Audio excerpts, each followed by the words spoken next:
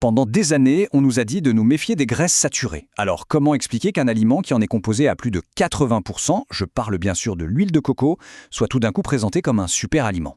C'est ce grand paradoxe qu'on va décortiquer ensemble aujourd'hui. Voilà la question qui est au cœur de tous les débats. D'un côté, on a des décennies d'avertissements officiels. Les graisses saturées, c'est l'ennemi public numéro 1. Et de l'autre, tout le monde du bien-être qui ne jure que par l'huile de coco. Alors qui croire? C'est à s'y perdre, n'est-ce pas?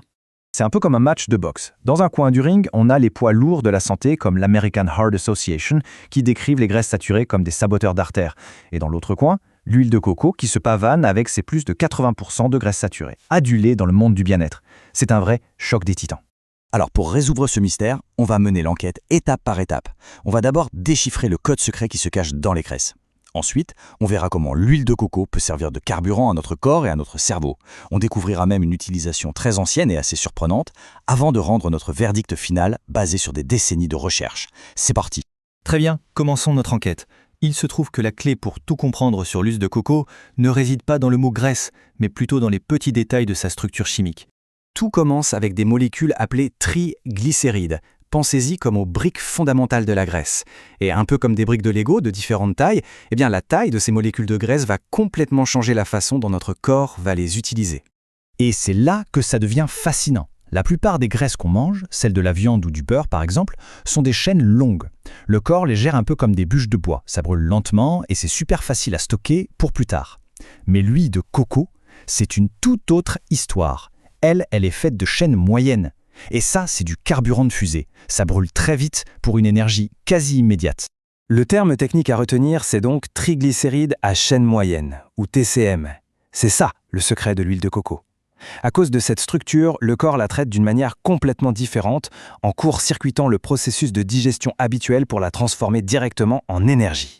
Et regardez la différence, c'est flagrant. L'huile de coco est constituée à plus de la moitié de ces fameux TCM à combustion rapide. Comparez ça au beurre, qui en contient à peine 8%. On voit bien qu'on ne parle pas du tout du même type de graisse saturée. Alors, que se passe-t-il exactement quand ce carburant de fusée entre dans notre corps? Où va-t-il et qu'est-ce qu'il fait? C'est ce qu'on va voir maintenant. C'est une véritable voie express métabolique. Contrairement aux autres graisses qui font un long détour par notre système lymphatique, les TCM, eux, foncent directement vers le foie. Là-bas, ils sont immédiatement transformés en énergie.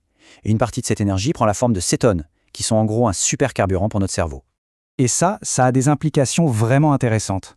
Certaines études suggèrent que ce boost d'énergie rapide peut aider à stimuler notre métabolisme et à nous faire sentir rassasiés plus longtemps, ce qui peut être un atout pour la gestion du poids. Et pour le cerveau, ces cétones offrent une source d'énergie alternative, ce qui pourrait potentiellement améliorer la concentration et la mémoire. Mais les avantages de l'huile de coco ne s'arrêtent pas à l'énergie interne. Il se trouve qu'elle a une autre utilité, beaucoup plus ancienne et assez surprenante, qui n'a rien à voir avec la digestion. On parle d'une pratique ancestrale connue sous le nom de bain de bouche à l'huile, ou oil pulling en anglais. L'idée est toute simple. On fait circuler une cuillère d'huile dans sa bouche pendant quelques minutes. Ça peut paraître un peu bizarre, mais la science moderne commence à peine à comprendre la sagesse derrière cette tradition. Pour en avoir le cœur net, une étude clinique a suivi des participants pendant 30 jours, en leur demandant d'intégrer ce fameux banc de bouche à l'huile de coco dans leur routine. Alors qu'est-ce qu'ils ont découvert ? Les résultats ont été incroyablement clairs. Les chercheurs ont observé une réduction significative de la plaque dentaire et des signes de gingivite, le tout sans aucun effet secondaire. Il semblerait que l'acide laurique de l'huile de coco, connu pour ses propriétés antimicrobiennes, soit le véritable héros de cette histoire. D'accord, les bienfaits pour le métabolisme et pour la bouche, c'est intéressant. Mais revenons à la question à $1 million. Est-ce que, oui ou non, l'huile de coco est mauvaise pour le cœur? Pour répondre à ça, il faut se tourner vers l'analyse la plus complète jamais réalisée sur le sujet. Et là, attention, on ne parle pas d'une petite étude isolée.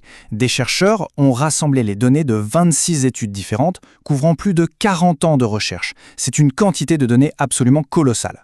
Et leur approche a tout changé. Ils se sont concentrés sur l'effet direct de l'huile de coco sur les marqueurs sanguins. Alors, qu'ont-ils trouvé? Eh bien, l'image est nuancée. L'huile de coco a tendance à augmenter le HDL, le bon cholestérol, et à diminuer les triglycérides, ce qui est une excellente nouvelle. L'effet sur le LDL, le mauvais cholestérol, lui est qualifié de variable. Ça veut dire qu'il n'y a pas de tendance claire. Chez certaines personnes, ça augmente un peu, chez d'autres, ça ne bouge pas. La réponse semble vraiment être individuelle. Et tout ça nous amène à la conclusion finale de cette analyse massive. Et je cite, « La recommandation d'éviter de consommer de l'huile de coco en raison du risque de maladie cardiaque n'est pas justifiée. » C'est une déclaration incroyablement forte qui vient remettre en question des décennies de conseils diététiques. Alors, où est-ce que ça nous mène tout ça? L'huile de coco nous montre que mettre toutes les graisses saturées dans le même panier, c'est beaucoup trop simple. Sa structure chimique unique la place vraiment dans une catégorie à part. Alors peut-être que l'huile de coco n'est pas l'exception qui confirme la règle, mais plutôt la preuve qu'on doit repenser la règle elle-même.